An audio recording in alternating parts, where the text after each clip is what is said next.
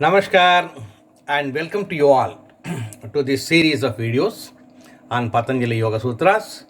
We are in Samadha Padha, Sutra 1.7. There it is the second video on Sutra 1.7. At the outset, let me offer my pranams to Adiyogi, to Patanjali and to all the great gurus in the Guru Sesha Parampara. Now, in the second videos, we are going to see Anumana Pramana. We have seen Pratyaksha Pramana in the previous video. Now we are going to see Anumana Pramana, which means inference or reasoning. Anumana Pramana is usually defined as Jnana Janya Jnanam Anumana Pramana. It is fresh knowledge, but it is born out of prior knowledge. This is the second type of pramana that we use. It depends upon cause and effect relationships existing in the world. When we find an effect, we presume that there is a cause for it. That is why we say it is Jnana Janya Jnanam. There is already a Jnanam, and from that Jnanam, further Jnanam is arising. Jnana Janya Jnanam. Fresh knowledge arising from prior knowledge. Many scientific discoveries were made through Anumana Pramana. They cannot be discovered through Pratyaksha Pramana, but they were discovered through Anumana Pramana. Our five senses and all the scientific instruments cannot reach out to many of the higher truths of life. There, sound reasoning and logic work. So there are other mundane uses also for Anumana Pramana. For instance, a child looks at the man and woman taking care of her as its father and mother. Why else will they take care of me unless they are my father and mother? So like that, even though inference and reasoning are very useful, but you must use them with care. You can suspect the Anumana Pramana, but it is valuable many times. You go in a forest, you hear a lion's roar, then what will you do? See, the lion may be coming towards you or may be going away from you. But you must take care. That is because of Anumana Pramana. So you must use Anumana Pramana when you are especially dealing with the dishonest persons. See, there is this quote, devil quotes scripture. Scripture may be good, but when the devil quotes it, it is quoting it for a devilish, bad purpose. Therefore, you have to use Anumana Pramana with reference to the devil and not with reference to the scripture. Anumana does not just mean doubt. It is sound reasoning, sound logic. Therefore, we must polish our sense of reasoning and logical capabilities and make Anumana Pramana a very safe and sound instrument for right knowledge. For that, we need, the mind should stay in a reasonable state of awareness. We are using Anumana Pramana, we are using reasoning, that we should be aware of it, and we must use thorough logic. And there, this emotional things should not come. Emotion will divert you from reasoning.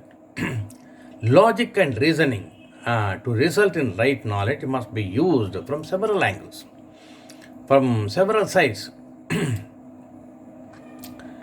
Now, when we come across a phenomena, we definitely understand that this phenomenon is the effect and there is an underlying cause.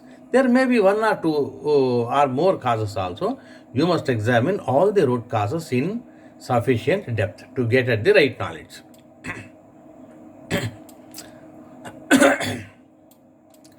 Now, life's logic is sometimes very circuitous and very devious, very weird. So, but you have to use it. I have attended some Vedantic classes where the masters, gurus were telling us how the great gurus of the olden days used logic incessively. Until and unless they are satisfied with that cause and effect relationship, they were not willing to use it as a Siddhanta. So but in the West also there are certain methods which they found out, like five whys analysis. Why? You should ask, when you find an effect, find out the cause through the first why, and then make that as the effect and ask further why. Then you get at the next level of cause and make that the effect, and likewise 5 times you ask, you get a reasonable root cause analysis. Inductive reasoning also is there, deductive reasoning is there, so many reasoning methods are there. You use all of them, they are all Anumana Pramana. Indian Tarka Shastra uses Anumana Pramana a lot, wonderfully. So we must examine it with extensive argumentation.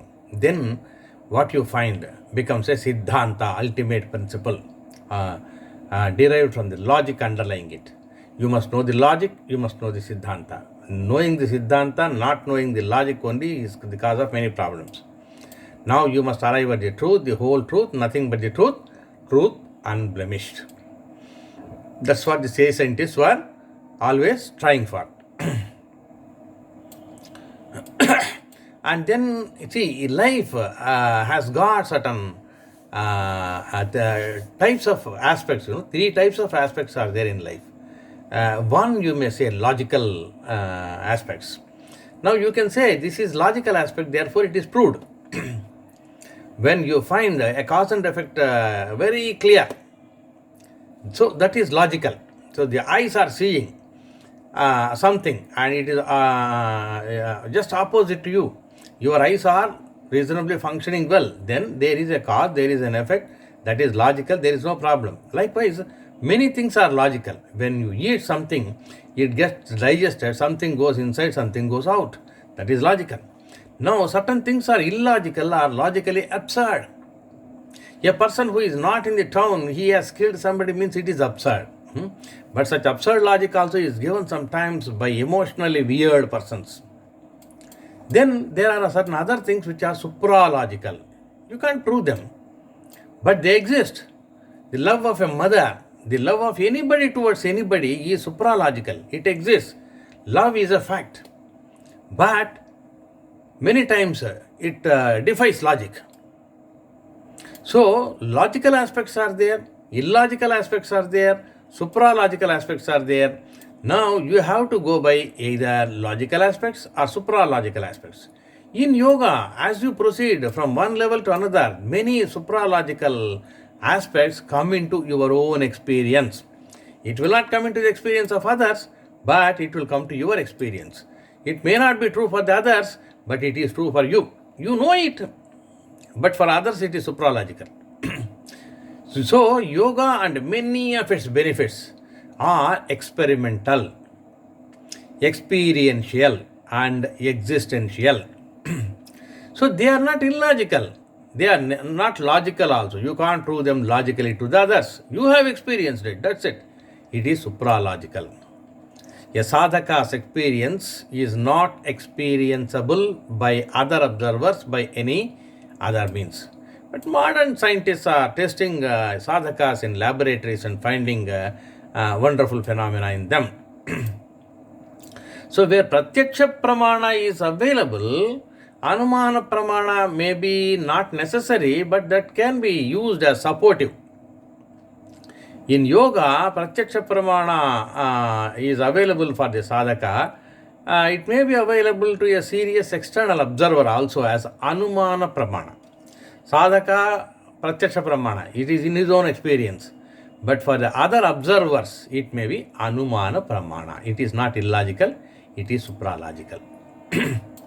Therefore, use logical methods, use supralogical methods, never use illogical methods, never go by ordinary base emotions especially. Love is a supralogical phenomenon. Use it carefully. Thank you for listening.